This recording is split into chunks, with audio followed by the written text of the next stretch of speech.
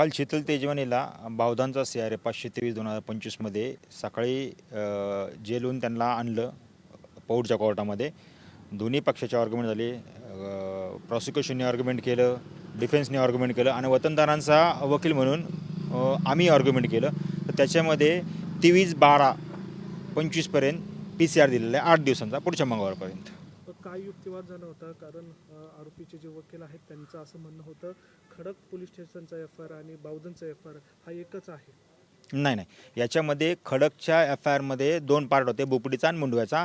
आणि जो बावधनचा 523चा जो FIR होता त्याच्यामध्ये स्पेसिफिक हवेली क्रमांक 4मध्ये डॉक्युमेंट झाल्यामुळं तो बावधनचा CR दाखल झाला.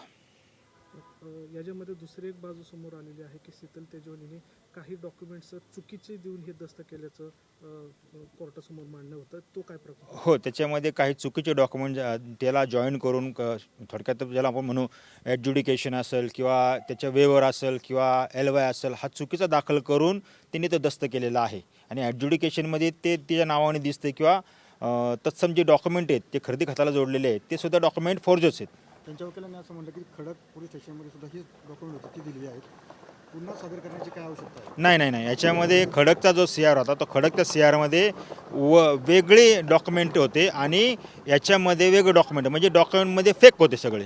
खरं तर त्यांनी सांगितलं की जिल्हाधिकारी कार्यालयात जे डॉक्युमेंट आहेत ते त्या ठिकाणी असतील, कारण जी कुलमुक्तारपत्र केलं किंवा 5% स्टॅम्प ड्युटी असेल त्या जिल्हाधिकारी कार्यालयात जी काय डॉक्युमेंट ती खरं तर तपासणी केली पाहिजे. यांच्याकडे कोणते डॉक्युमेंट नाही. 2007-08ला जे वतनदारांनी पॉवर दिली ती पॉवरमधले 40 ते 45-50 लोक मयत आहेत. त्या संदर्भात ऑनरेबल कोर्टाने ते त्या खडकच्या CRमध्ये पण ऑनरेबल कोर्टाने ते घेतलेलं आहे की याच्यामध्ये 40 ते 50 वतनदारचे मयत आहेत. त्याच्यामुळे ती पॉवर संपलेली होती तरी तिने वापरली 2025ला ती.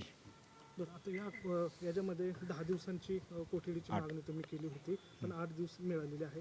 या 10 दिवसांची कोठडी कशासाठी गरजेची होती? आता ह्याच्यामध्ये जे आयोग होते तपास अधिकारी त्यांनी ॲक्च्युली 10 दिवसाची मागितली होती. प्रॉसिक्युशनने 10 दिवस, आम्ही वतनदारांतर्फे 10 दिवसाचीच मागितली होती. पण ऑनरेबल कोर्टाने 8 दिवसाची PC दिली 23पर्यंत मंगळवारपर्यंत. पण याच्यामध्ये आणखी काय डॉक्युमेंट त्याच्यामध्ये आहेत का जे शीतल तेजवानी तपासामध्ये देत नव्हती मागच्या वेळेस, पण आता ते ह्या CRमध्ये त्यांना तो तपासासाठी कालावधी मिळेल. आणि आता प्रोग्रेस तपासामध्ये होतो आहे, कारण आज काय बरेचसे काही खुलासे उघड झाले आणि ह्या 8 दिवसामध्ये बरेचसे अजून आयोगाकडून ते खुलासे होऊ शकतात. खरं तर अजून एक आरोपी त्याच्यामध्ये अटक आहे, त्याच्याकडे सुद्धा चौकशी सध्या सुरू आहे. काय पोलीस त्याच्यामध्ये चौकशी करण्यासाठी? आता सब रजिस्ट्रार जो तारू अटक आहे याच्यामध्ये आणि शीतल तेजवानी यांच्यामध्ये काय ट्रान्झॅक्शन झालेच का या संदर्भात तपास होईल. धन्यवाद.